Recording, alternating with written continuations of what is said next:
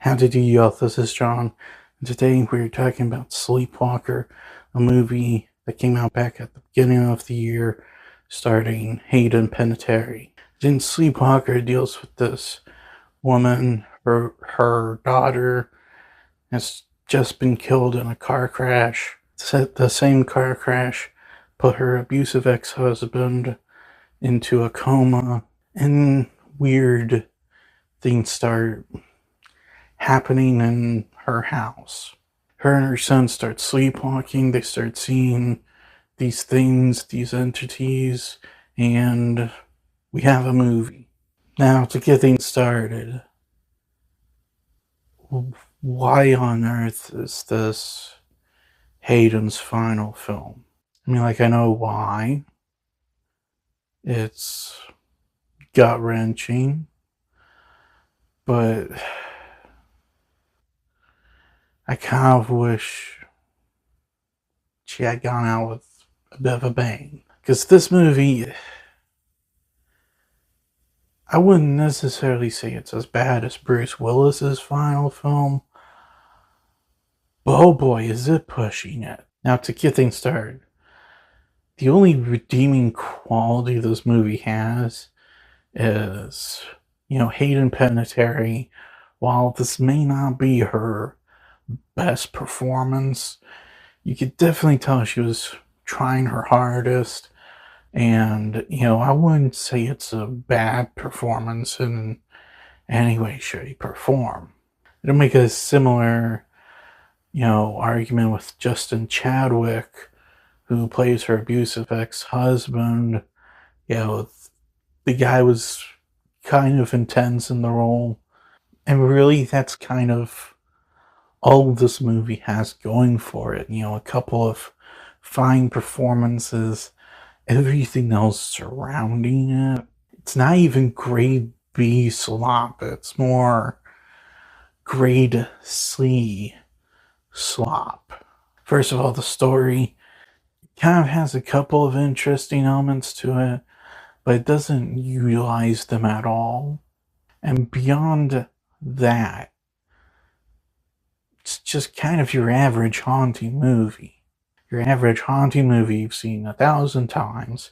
There's absolutely nothing new, and it's not even filmed or executed in a way that makes you forget that the stuff has been done before. As far as the characters go, again, they don't do anything with these characters. There is some stuff that they could have done with the abusive ex-husband, give him one redeeming quality, have him genuinely love his kids. But throughout most of the movie, you just don't get that. And when you do finally get something, it just comes out of left field, out of nowhere. And you're just there going, where was this the previous hour, 20 minutes? What? Hayden's character, she just kind of stumbles around a little bit, cries occasionally, gets scared, sleepwalks. She doesn't have too much of an arc. When they do finally give her some kind of arc, again, it's an hour, 20 minutes into a 90-minute movie, if that. And just like with the abusive ex-husband scenario, it just comes out of nowhere. No clues leading up to it or anything. The special effects range, but not in a good way.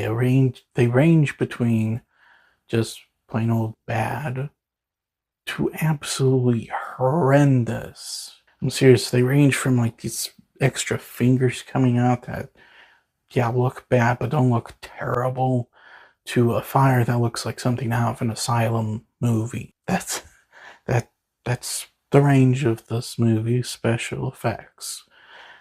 None of them look good. Some worse than others. As far as the horror goes, it's not scary. Not kidding. The horror, it's not a scary movie.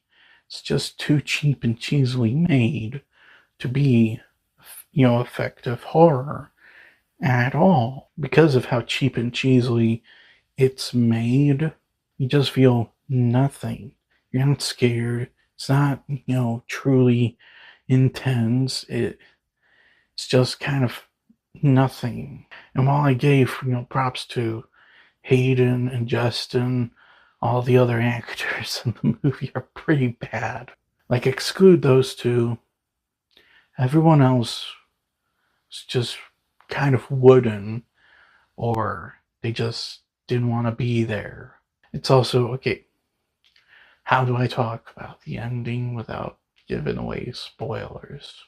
The ending is one of the most confusing and out of nowhere endings I have ever seen. There's like this actually commendably well thought out flashback sequence, and then another scene occurs that's just completely out of nowhere.